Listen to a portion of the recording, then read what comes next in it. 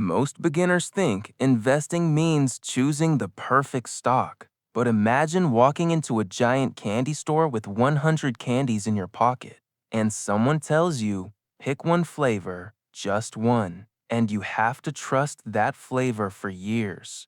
That sounds stressful, right? Because if that one candy becomes unpopular, melts, disappears, or just tastes terrible, your whole candy plan is in trouble. An index fund works differently. Instead of betting everything on one candy, you buy a tiny piece of the whole candy basket. And in this video, I'll explain index funds so simply that you can understand the idea without finance jargon, complicated charts, or needing a degree in economics. If you're new to investing, the language can feel like a locked door. People say things like index, fund, ETF, market cap, diversification, expense ratio, and suddenly, it feels like finance was designed to make normal people feel stupid. But most money concepts are not impossible. They are just explained badly. So for this channel, we'll use a simple rule. Money is candy. Your income is candy coming in. Your spending is candy going out. Your savings are candy stored in a jar. And investing is putting some of your candy somewhere it has the potential to grow over time. Today's question is simple. What is an index fund? And the easiest answer is this. An index fund is like buying a basket of many candies. Instead of trying to guess the one perfect candy, let's say you enter a candy store. There are hundreds of candies on the shelves. Some are chocolate, some are mint, some are sour, some are classic, some are new and trendy.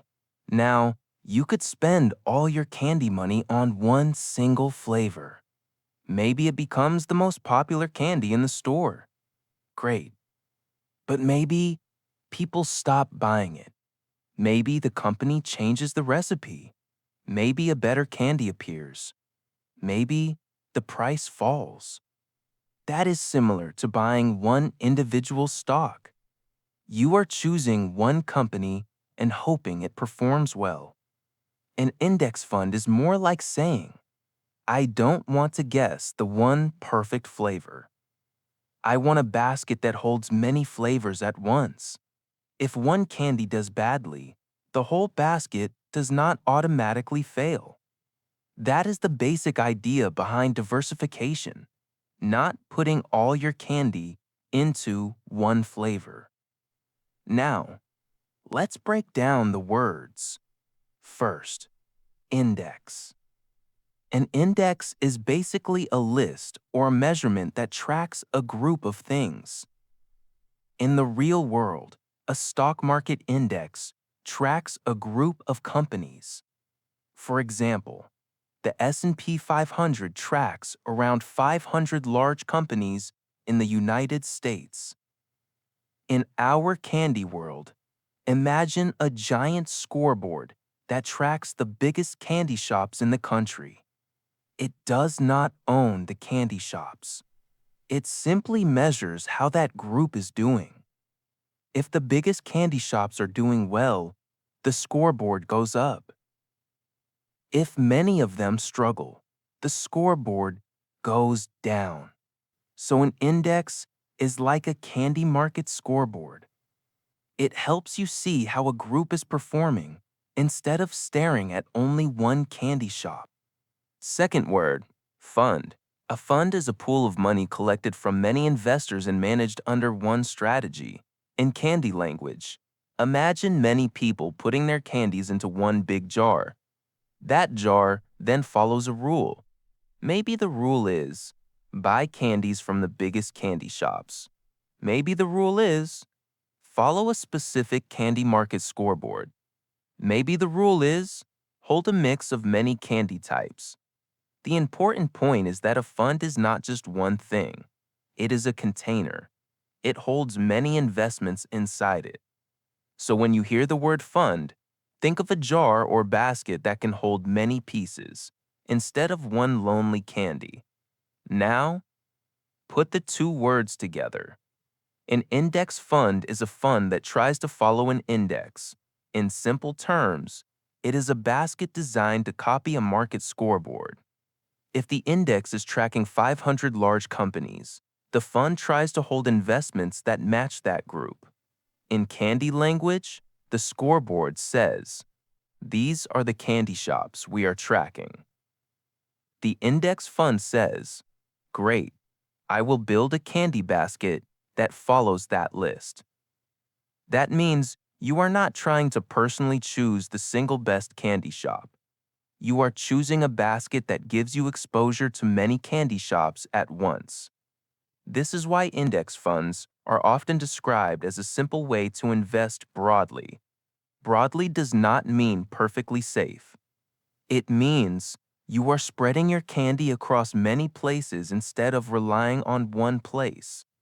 So why do many beginners like the idea of index funds? First, they are simple. Instead of researching hundreds of companies one by one, you can understand the basic idea as I am buying a broad basket. Second, they are diversified.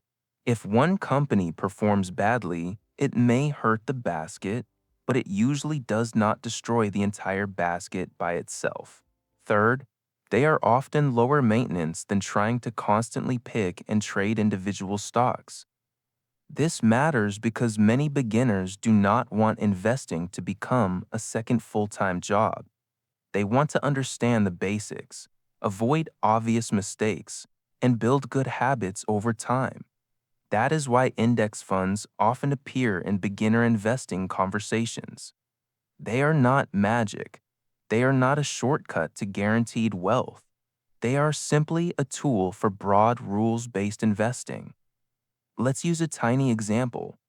Imagine you have 100 candies to invest. Option 1. You put all 100 candies into one candy shop. If that shop does very well, your candy pile may grow. But if that shop struggles, your entire pile is exposed to that one problem. Option 2. You put your 100 candies into a basket that follows a large candy market index. Now, your candies are spread across many candy shops. Some shops may do badly. Some may do well. Some may stay boring. The basket moves based on the group, not just one shop. This does not remove risk. If the whole candy market falls, your basket can fall too. But it changes the type of risk. You are no longer depending only on one candy shop being right. But there is one small detail beginners should not ignore: fees. Some funds cost more than others. In candy language, imagine someone taking a tiny piece from your candy basket every year for managing the basket. If the fee is small, it may not look like much at first, but over many years, small differences can matter. This is why you may hear people talk about expense ratios. An expense ratio is basically the ongoing cost of owning a fund. You do not need to become obsessed with every tiny number today. Just remember this: when two candy baskets look similar, the one with lower ongoing fees may leave more candy inside the basket over time. Fees are not the only thing that matters, but they are one of the things beginners should learn to notice. Now, very important, index funds can still lose value. A broad basket is not the same thing as a guaranteed basket.